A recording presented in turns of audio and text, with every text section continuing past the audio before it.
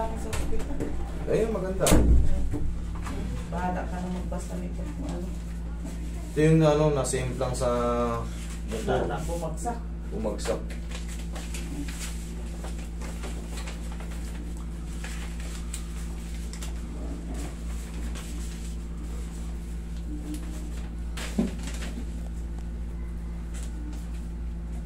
Mahirap basahin yung ano eh.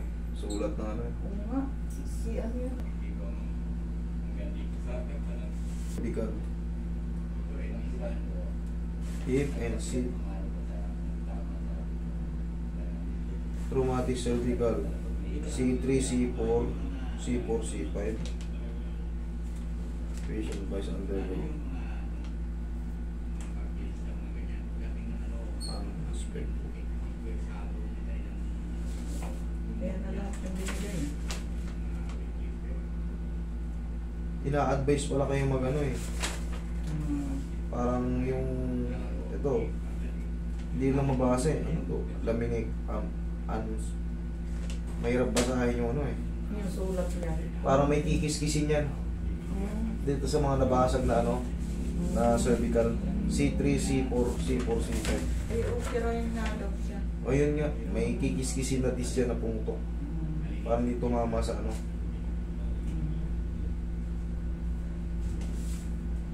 Ito yung mga ano ng disgrasya.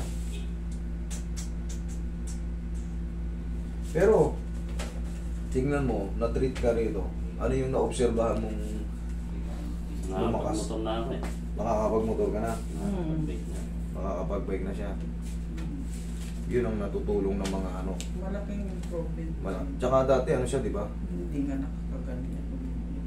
Parang paralisado. Na-disgrasya kasi tumama yung... So may tumama sa'yo? Dito. Basag yung dito niya dati. Dito, basag yung dito niya. Dito. Tapos dito. Ayan, Ito nang ano sa kanya eh. Ito na yung full diagnose pala sa kanya.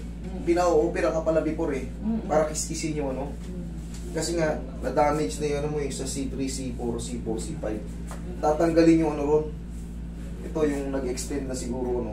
Kung pagkaputo kasi, once na maapektuhan yung pinakatagal na root nerve, magbabago yung kilos mo. Para ka na stroke. Possible na may mawala sa movement mo. Ganun. Ayun na nga. Tap. Isang pa ganun, no? Pero kita mo, nakakapag-motor na siya. Malaking tulong yan. Nagkaroon ako ng ano? Vertigo ba yun? Ganon na. Minsan. Nagilid ako. Bigla akong ano na. Parang Bago lang. Siguro mga ano pa lang. 3 araw. 3 araw lang. Eh baka naman naka-high blood ka lang. Hindi. Hindi siya. Nagkaano na rin yun. Yung bago ako nagpunta rito yung first dose ko na ano. May high blood ka rin talaga. Wala. Wala. Nagkaroon lang bigla ako noon ng vertigo. Bakit? Ewan ko. Ito lang, Pag previous lang. tumagilid ako ng ganyan, Sige, sige. Sige, tagilid ka. parang gumagana yung... Subukan natin. Wala na yata ngayon. Meron. Meron ngayon.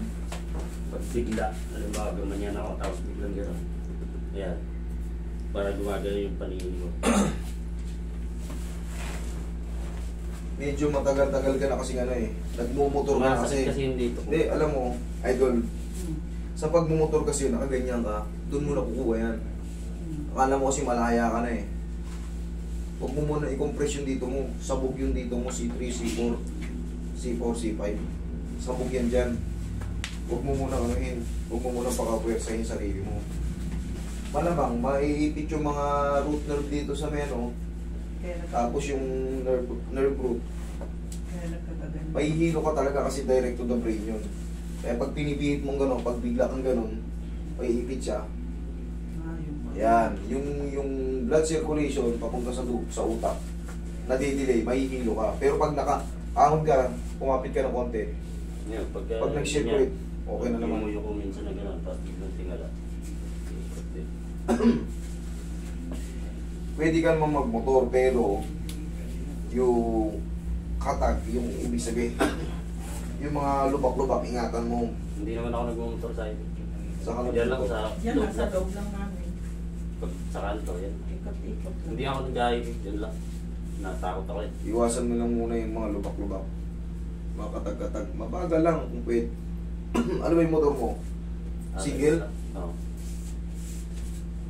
Napupuyasa na kasi yan pag nakaganito.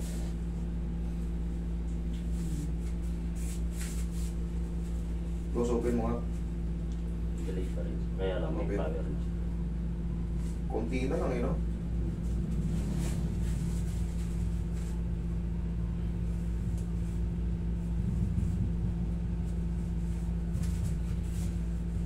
I-therapy mo lang din yung sarili mo pag sa inyo ka. Katulad yan. Tumigas. Yun na lang ano eh. Tigas na. Ganun mo. Inat-in natin mo. Yun lang palagi. Parang umaga naman. Hawak ka ng ano. Kumbaga kung ano yung matutulong mo sa sarili mo. Eh, kasi pagka ano, nauna tayo sa mga ano kagad, walang exercise, bakbak na tayo kagad. Kasi naiipit natin yan, nakukompress natin yan. Katulad yan, putok na. Magda-damage lalo.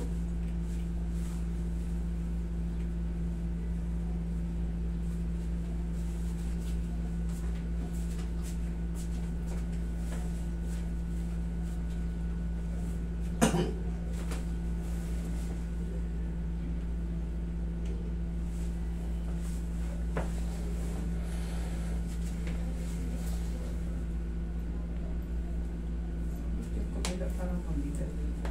Yan. Bakit? Sakit. Kailan?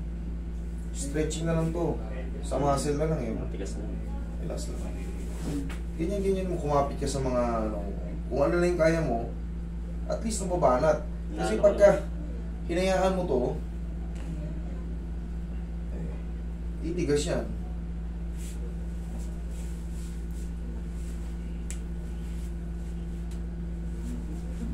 Tayo ka.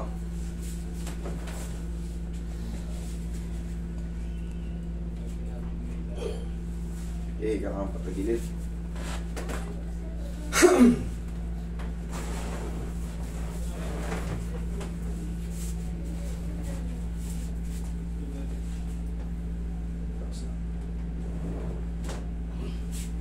Kabilang side.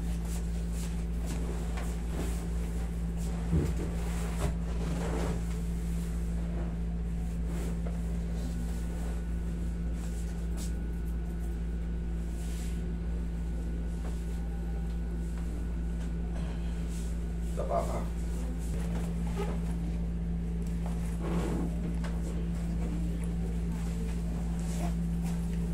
Meron kayong dalang files noon nasan yun? Interaction ko ba ito, pre? Interaction ko na to, di ba?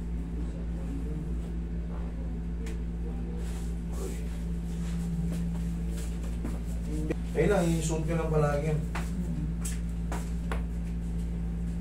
Kumikilos na siya, oh. Malaki naman. Ano na rin yung kamay niya, nakaraan, hindi niya ano, Hindi yan.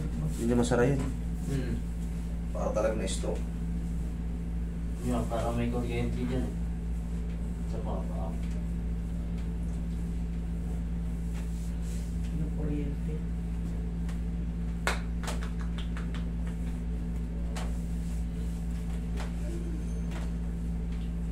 Multiple trauma.